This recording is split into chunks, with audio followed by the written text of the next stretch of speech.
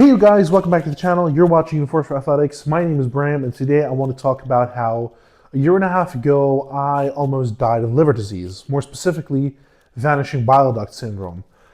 Now, what happened was it was early 2024. I was prepping for what would have been my first nationals, and I wasn't, you know, I wasn't in amazing shape. Neither was I this year, but that's besides the point. But I was progressing until at a certain point, I really started losing my appetite. And, this started small. It started with me just skipping a couple of meals because I was like not full, but it was like bordering on being like nauseous.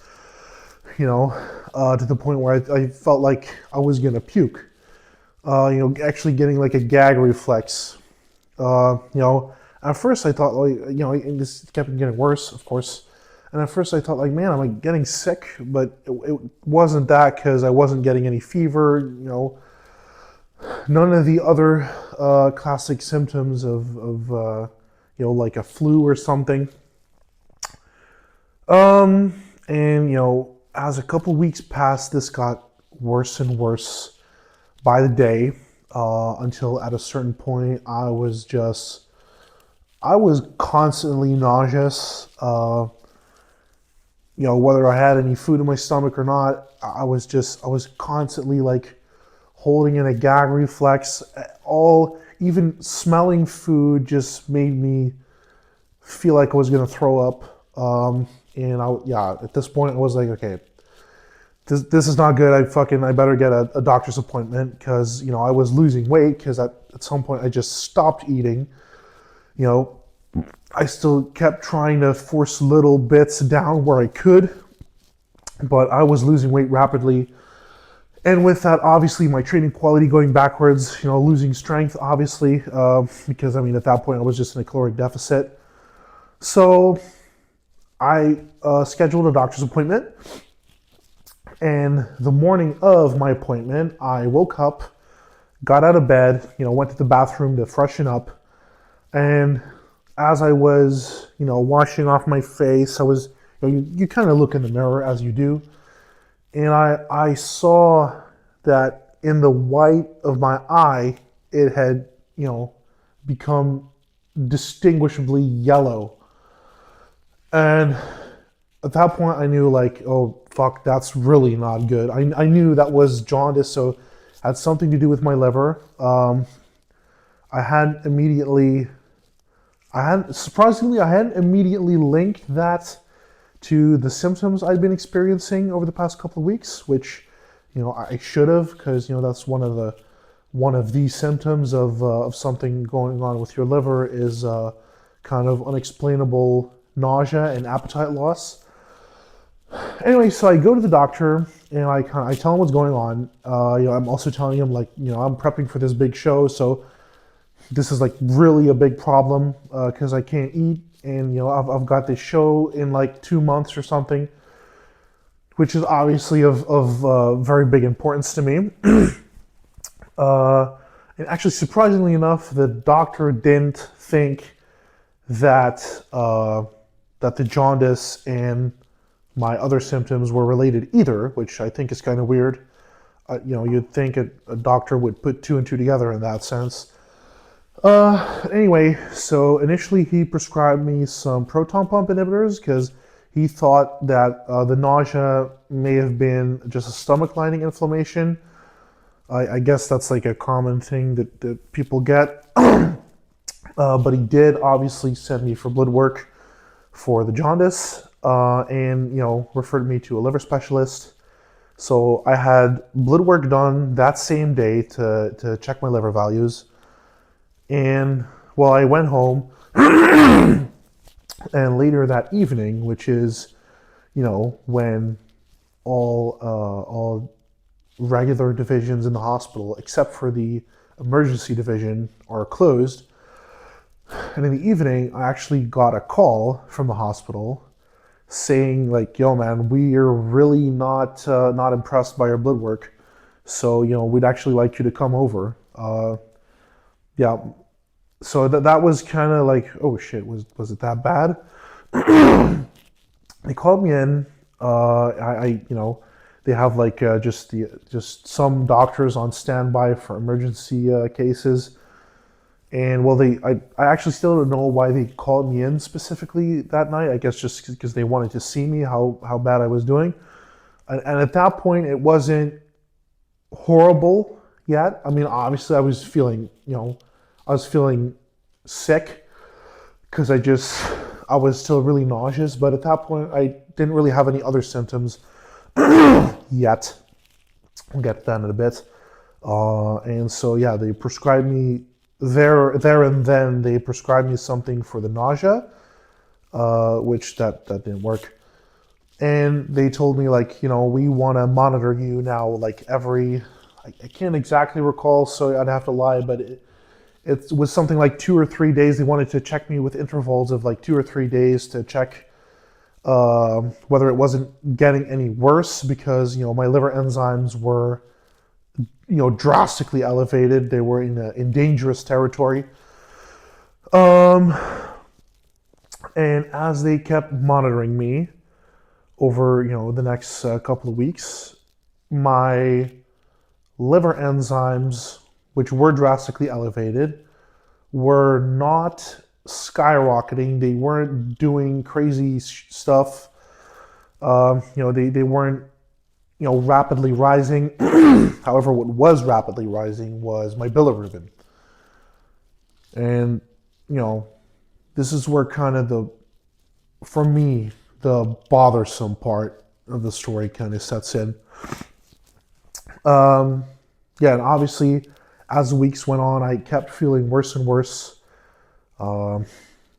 Just at a certain point, when you have bad liver issues, you get extreme fatigue, just like you're so tired all the time. You feel like every movement that you make is like extreme exertion, which at some point that definitely was the case, where I was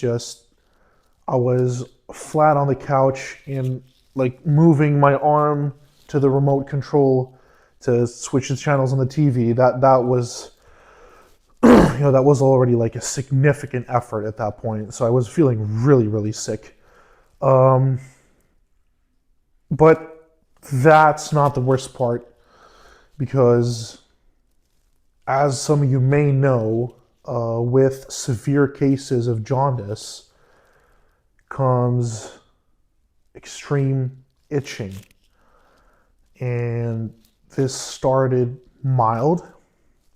It was just like on a day where I was like, oh man, I'm like, I had breakouts of like itching just on random spots in my body.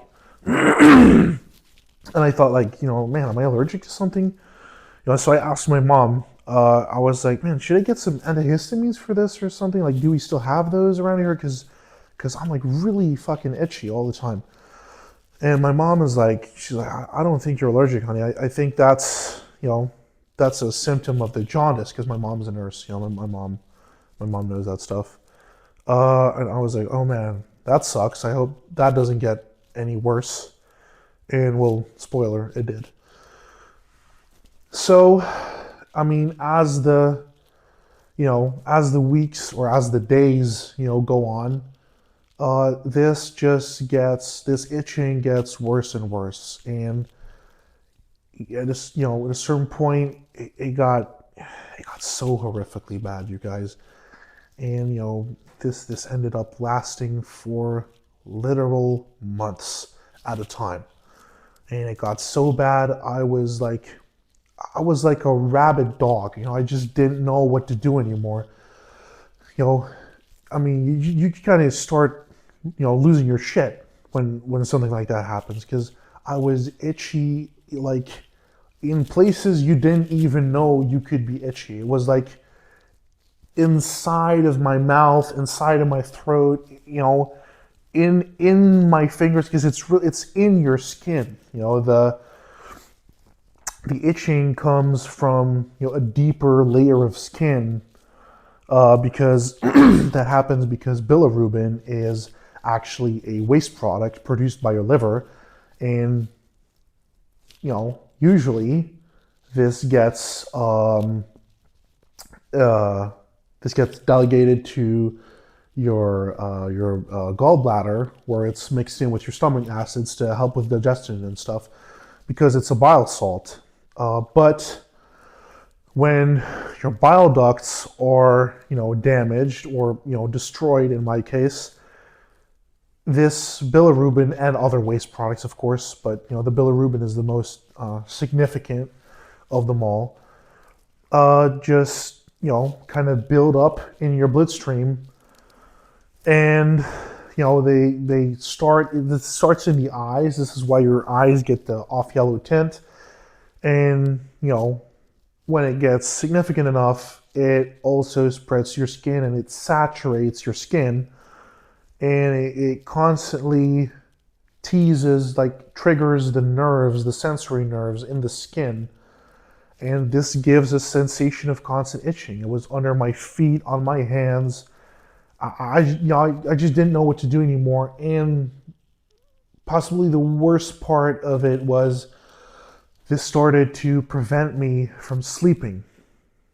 And when I was like so exhausted and so tired that I did fall asleep, the itching would like wake me right back up like that. Like, less than a minute or 2 minutes of being asleep, boom, I would be, rudely awakened by just horrible bouts of itching. And yeah, I want to say I was at home like this, and in the meantime, I called the emergency line to the hospital several times because it had just become absolutely unbearable. I didn't know what to do anymore. It was so horribly bad. I didn't know what to do anymore, so I called the emergency line, and yeah, they basically like shooed me away every time. They were like, "Yeah, just rub some menthol cream on it," which if you've had something like this for weeks and you've been literally scratching your skin open, yeah, putting menthol cream on there, that's not gonna, that's not really gonna rectify the situation. And yeah, I mean, it got worse and worse and worse and worse. And at some point, I just felt like, man, this isn't going to get any better. In the meantime, I did have some appointments with a liver specialist. At a certain point, they didn't really know what to do anymore either. They were just like, yeah, we just want to keep monitoring your blood work to make sure that your liver enzymes don't, spike off the charts, and that you potentially go into organ failure, because I wasn't super far off from, really terrible liver enzyme concentrations. And yeah, but other than that, they tried prescribing me some tablets for the itching. Nothing worked. Absolutely nothing. They tried like tablets and creams, and nothing worked even remotely. Until one night, it got so bad that I I genuinely almost lost my mind. I called my mom, and I didn't even, I couldn't like form a sentence anymore. I was just screaming like in agony pretty much. It got so bad, like spots on my body that I had scratched so far open that they were just bleeding. I was bleeding everywhere, like blood pouring off me. Oh man, honestly, just telling this story, it just kind of, it gives me goosebumps because it scares the shit out of me so bad. I had blood literally pouring off me. It was like it wasn't even in drops anymore. It was in streams, and the itching kept persisting. So I kept scratching spots that were literally, I was wet. I was from head to toe. I was covered in blood. It was like a horror movie. So I called my mom and I was just screaming for help. It was like, just, I didn't know what to do anymore because I hadn't slept like longer than 1 to 2 minutes at a time, in weeks. I mean, literal weeks. I had not been able to get, something that resembles proper sleep in weeks. And, at a certain point, you genuinely start losing your mind. Um, and so yeah, my mom, she called 911 and, you know, she actually, because I wasn't, my mom wasn't with me. I called my mom. My mom called 911 as she got in the car on her way to me because I was staying at my dad's place. And my dad was out for vacation, so he wasn't there either. And yeah, 911 actually called me, or like it was the emergency service. I can't really remember whether it was the 911 itself or. Anyway, I got called by the emergency number, and so I mean, I picked up and I couldn't talk. I was just screaming. So yeah, the lady didn't understand what was going on.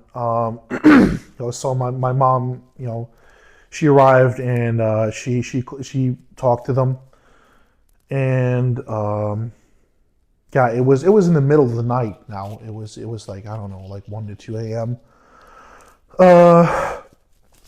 And they were like, well, we can't do anything now, but like in a couple hours, emergency room at the hospital opens up, and you guys can just go there.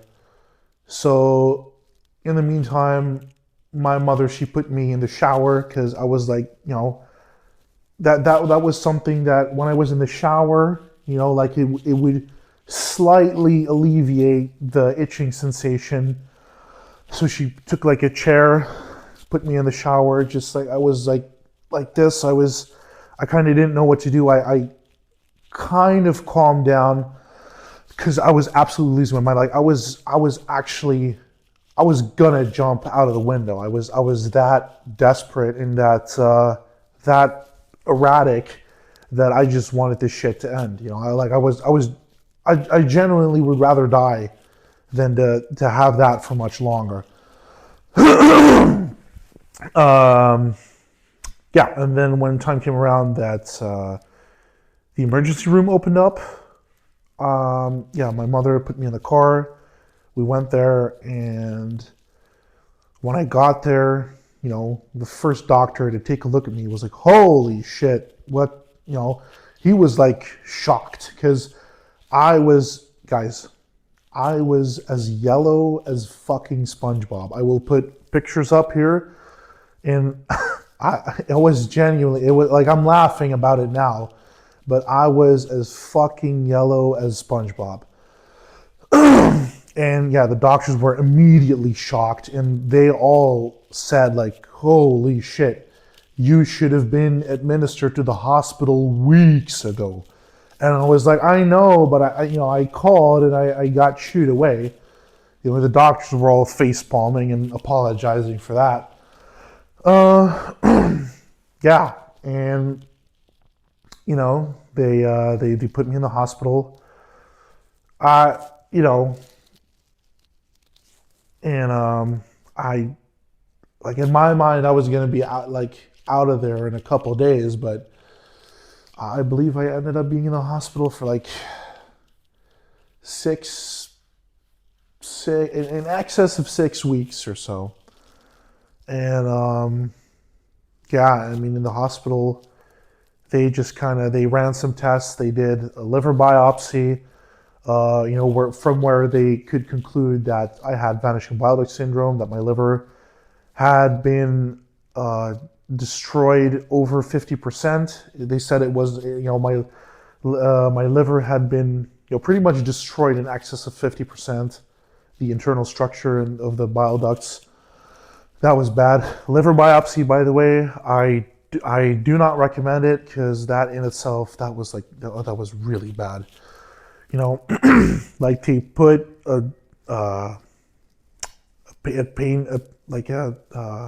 well, it's not anesthesia. I can't come up with the word. Anyways, they put a shot, where they're gonna go in to, literally rip out a piece of liver, but they can only sedate the skin and muscle, not the liver itself. And well, apparently I didn't know, but yeah, your liver feels stuff as well. I found out that day because they literally go in with like a grabbing arm and they rip a chunk off your liver, which that really sucked. Yeah, so yeah, they concluded I had vanishing bile duct syndrome. It took them a little bit to come up with something that would improve the situation because, obviously now in the hospital, I was getting blood tested every day. And, my liver enzymes at this point were actually decreasing, but my bilirubin was steadily rising. And eventually they even rose to, it was around 900. The unit of measurement, I can't remember. Anyway, the doctors said that, every doctor that spoke to me said they had never seen anything like this in their entire careers. And they said, like, yeah, dude, that this is definitely some sort of record you broke here. Wasn't the record I was hoping on breaking, but anyway. And eventually they found out that was happening because my kidneys had gotten clogged with all of the waste product that, was being dumped into my bloodstream by my fucked up liver. And so, yeah, they ran tests for that, and they said, like, my kidneys were only functioning for 30% at this point. So, yeah, it couldn't be discarded anywhere, this bilirubin, which is why also my urine was as black as, like, if you take a glass full of like Coca-Cola or Pepsi, that was pretty much what my piss looked like. Which that's also never good. So yeah, I was in the hospital for weeks. I ended up losing I ended up losing 110 pounds on the dot, basically, because I was like 350 before, which is like 160 kg. And yeah, I got down to 110 kg, that's like 240 pounds, 240 something pounds. Yeah, I was in the hospital for weeks. Eventually, it started kind of clearing up. They gave me the right medication, and they were constantly flushing my kidneys to get all this garbage out. My liver was, obviously just, restoring itself, because that's one lucky thing, that the liver is actually one of the few organs if not the only organ in your body that has an impeccable ability to restore itself once it's been damaged. So yeah, I lucked out on that. And yeah, eventually they released me from the hospital. And yeah, I mean, it was really a scary, and it was just really a scary experience, and a very, very tough one at that. I mean, not only did it, not allow me to compete as strongest man in the Netherlands, because I had just been so weakened by this whole thing. I had been bedridden for, literal months. I hadn't been eating anything near what I should have. So yeah, that passed me by. That was really tough. That was really tough for me. And obviously, just being in that position, it was it was really tough. So I'm definitely glad I can say that I've since recovered from that. And obviously moving forward, just, being a lot more mindful of my health is always an important thing. And obviously something like this doesn't have to happen, before realizing that. But I guess some things you just have to learn the hard way that, you know, definitely as an athlete, and certainly in my sport, you are actively sacrificing your health, but, you know, do it in the most responsible way possible. Because, you can push all you want, but when something like that happens, you know, like that's not going to get you anywhere. Because, in the end, I wasn't able to compete in Strongest Man of the Netherlands that year, which would have been my first qualifying rounds at least. You know, but yeah. So now I am working up to next year's nationals. Hopefully, give you guys a lot better result than last year or than this year. I mean, I'm sorry. Um, yeah, obviously, give myself a lot better result than this year, and just try and do things in the most responsible way moving forward. So, if you guys enjoyed this video and perhaps got something out of it, I always hope that even if it's just a few people watching, that something can be taken away from the video, a lesson or an inspiration. That's also really what I'm trying to accomplish with Enforcer. Like I said in the first new video, the about the mission of Enforcer. Enforcer is about living life your own way, and I really want to try and inspire everybody as much as possible to do so. And anybody that I can help along the way, that this is really kind of what I do it for. Obviously, I'm doing this for me, because I've had this vision all my life. I want to build this brand, build this company. Obviously, I hope to become successful with this, and make a good living for obviously myself and my family. More specifically, my partner Lauren. That obviously, so that we can just that we can live life the way that we want to. But on one hand, it's also really important for me to try and inspire as many people out there to do the same and live life on their own terms, which is also a big part of the reason why. And I don't want this to seem like a plug, but that I got my coaching papers, and decided to go in the direction of coaching, because obviously, right now I'm not yet coaching anybody, but I would really like to coach people towards their own potential and towards their vision, their mission, their goals, and them living life their own way. So yeah, if you guys enjoyed this video, please do us a big favor and join the Enforcer community by subscribing. Visit our website. There's loads of things to discover on there. We're really actively doing our best to put out as much good content for you guys, entertaining content, useful content. So yeah, and leave a like if you feel like it. And if you have ever had a serious injury or health issue that has left a serious impact on you, please go ahead, leave your story in the comments. And obviously also if you've recovered since, that would be really great, just to kind of get some interaction going, perhaps inspire other people with your story.